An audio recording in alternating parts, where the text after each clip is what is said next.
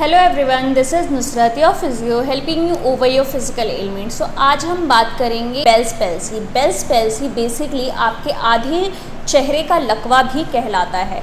तो इसमें होता क्या है कि अचानक से रीज़न के हमारे आधे चेहरे पे जब लकवा मार जाए और उसका हमें कोई भी रीज़न पता ना चले, और ये इतना रैपिड होता है कि शायद इसके जो सिम्टम्स आने होते हैं वो एग्रेसिवली इंक्रीज़ होते हैं विद इन 72 आवर। तो 2 से 3 दिन के अंदर ये सारे के सारे सिम्टम्स आ जाते हैं। हम अपने एक्सप्रेशंस खो देते हैं, मतलब चेहरे पर जितने भी एक्सप्रेशंस आपको आने चाहिए, जैसे कि आँखों को हम आसानी से बंद कर सकते हैं, ये चीज़। इसके अलावा हम मुस्कुराते हैं, इसके अलावा हम मुंह खोलते हैं, इसके अलावा हम अपनी आईलिड को ऊपर की तरफ भौहों को चढ़ा सकते हैं, अपनी आँखों को रोटेट करना इस तरीके से, उस तरीके से ऊपर देखना, ये सब सारी मूवमेंट्स हमारी इनकैपेबिलिटीज़ में बदल जाती हैं। इसके अलावा taste, loss of taste sensations भी काफ़ी लोगों में देखने को मिलता है। इसके अलावा लाउड वॉइस जो होती है उसकी इंटॉलरेंस होने लगती है, वो हम पसंद नहीं करते हैं। तो ये सारे कुछ साइंस हैं जो कि हम बेल्स पैल्सी में देखते हैं। आँखों से कंटिन्यूस पानी आना, तो हम ड्रूलिंग होता रहता है, हमारे मुंह से जो भी सलाइवा है वो अपने आप निकलता रहता है और हम उसको अपने स्वेलो नहीं कर पाते। तो ये सारे एक्सप्रेशंस जो हैं और ये सारे मूवमेंट्स जो हैं वो लॉस हो जाते हैं, जिसकी वजह से जो चेहरा है एक तरफ का पूरा नीचे गिर जाता है। हो सकता है ऐसा भी हो कि चेहरा इस तरीके से नीचे की तरफ गिर जाए। इसलिए तो बेल्स पैल्सी इडियोपैथिक होती है, जिसका मतलब है उसका कोई भी रीज़न नहीं होता। लेकिन इसके अलावा कुछ थ्योरीज़ दी गई हैं जिसमें ये पाया गया है कि बेल्स पैल्सी या तो आप किसी भी अचानक से ठंडी जगह पे चले गए हों, या टेम्परेचर चेंज हुआ हो, टेम्परेचर गिर गया हो, अलावा कोई वायरल इन्फेक्शन है उसकी वजह से हो सकता है। अगला रीज़न है हमारा स्ट्रेस और ट्रॉमा। तो स्ट्रेस की वजह से भी या किसी तरीके की चोट लगने की वजह से भी बेल्स पैल्सी हो सकती है। तो इन सब चीज़ों को हमें रूटीन में प्रिवेंट करते रहना चाहिए। पहला है, सबसे पहला डायबिटीज़। अगर आपको लंबे अरसे से डायबिटीज़ है तो डेफिनेटली आपको थोड़ा सा केयर करना चाहिए। सेकेंडली है ओबेसिटी, मोटापा। थर्ड है आपका हाइपरटेंशन। हाइपरटेंशन माने कि अगर बीपी आपका एलिवेटेड ही रहता है तो भी आप शायद रिस्क जोन में हैं। और फोर्थ है आपका प्रेगनेंसी। आखिरी है हमारा अपर रेस्पिरेटरी ट्रैक्ट इन्फेक्शन, माने कि अगर आपको सर्दी ज़ुकाम, नज़ला, खांसी ये बार बार होता रहता है या सिवियरिटी से होता है तो आप रिस्क जोन में आते हैं। तो ये वो कुछ लोग हैं या ग्रुप्स हैं जिनको अपना खासकर ख्याल रखना चाहिए। असेसमेंट ट्रिक्स होते हैं जो कि हम असेस करने के दौरान पेशेंट को कह सकते हैं कि आप अपनी भौहों को पहले ऊपर चढ़ा के दिखाइए, उसके बाद अपने आउटवर्ड देखने की कोशिश करिए, इसके बाद आप अपने मुंह को खोलिए, इसके बाद आप अपने मुंह को फुलाइए, इसके अलावा आप अपने मुंह को टेढ़ा करिए। अगर ये सारी चीज़ें पेशेंट के लिए डिफ़िकल्ट हैं और वो नहीं कर पा रहा है, मतलब कि ये या तो पैरालिसिस मतलब कि वीकनेस हो रही है, या फिर पैरालिसिस स्टेज में है, मतलब इसका पूरा लकवा मार गया है।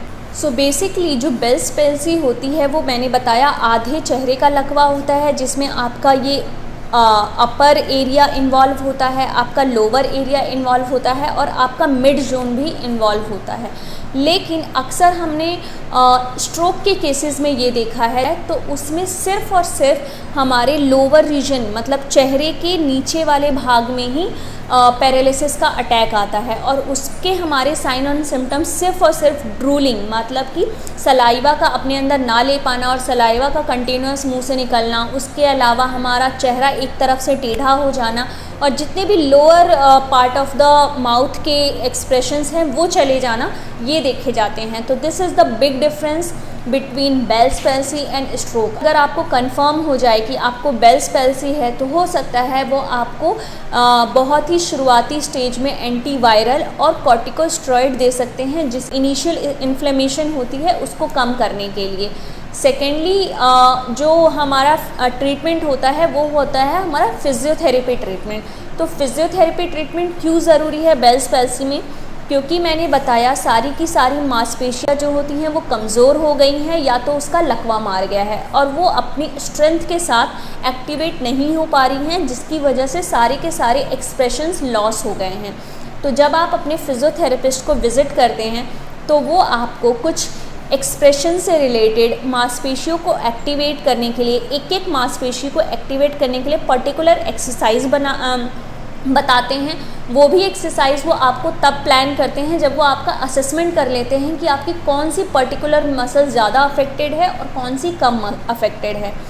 और इसके बाद आखिरी चीज़ हम देखते हैं कि बेल्स पैल्सी में फेशियल मसाज का भी बहुत रोल होता है। इलेक्ट्रिकल स्टिमुलेशन जो होता है बेसिकली वो आप जब अपने फिज़ियोथेरेपिस्ट को विज़िट करते हैं तो वो आपका पर्टिकुलर मसल्स को असेस करके उसके मोटर पॉइंट ढूंढकर और फिर उसको स्टिमुलेट करने की कोशिश करते हैं विद सम स्पेसिफिक करंट। बहुत मामूली करंट होता है जो कि आपको अपने चेहरे पर महसूस होता है जब वो आपको लगाते हैं, और इसकी वजह से क्योंकि मांसपेशियाँ खुद ब खुद काम नहीं कर रही थी तो बिकॉज ऑफ असिस्टिव करंट वो एक्टिवेट होना शुरू हो जाती हैं। तो बिल्कुल इनिशियल स्टेज में आपको डेफिनेटली इलेक्ट्रिकल स्टिमुलेशन का भी सहारा लेना चाहिए। टेपिंग एक बहुत ही एडवांस और बहुत ही अच्छा उपाय है मसल्स को सपोर्ट करने के लिए, उसके अलावा उसको फैसिलिटेट करने के लिए और डेफिनेटली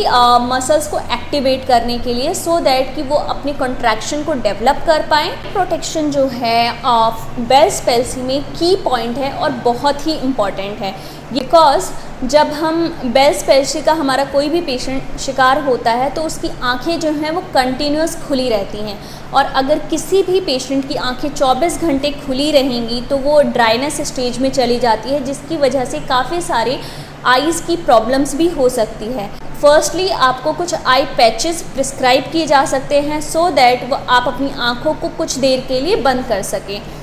सेकेंडली आपके फिजिशियन आपको कुछ लुब्रिकेंट और आई ड्रॉप्स भी एडवाइस कर सकते हैं सो दैट कि आपकी आँखों के में जो नमी है वो हल्की। जो बेल्स पैल्सी है ये विदिन 4 to 6 मंथ रिकवर हो जाती है अगर हम इसका अच्छे से ट्रीटमेंट लें। हमारा इनिशियल ट्रीटमेंट बहुत ही ज़रूरी होता है क्योंकि जो मसल्स की वीकनेस हुई है वो अपने इनिशियल स्टेज पे है और हम उसके साथ बहुत काम कर सकते हैं। हमें जल्द से जल्द अपने डॉक्टर को मिलना चाहिए और हमें उसका ट्रीटमेंट प्लान करवाना चाहिए। पर्टिकुलर फिजियोथेरेपी एक्सरसाइजेस क्या क्या कर सकते हैं वो मैं आपको सिखाऊंगी नेक्स्ट वीडियो में। Thank you so much.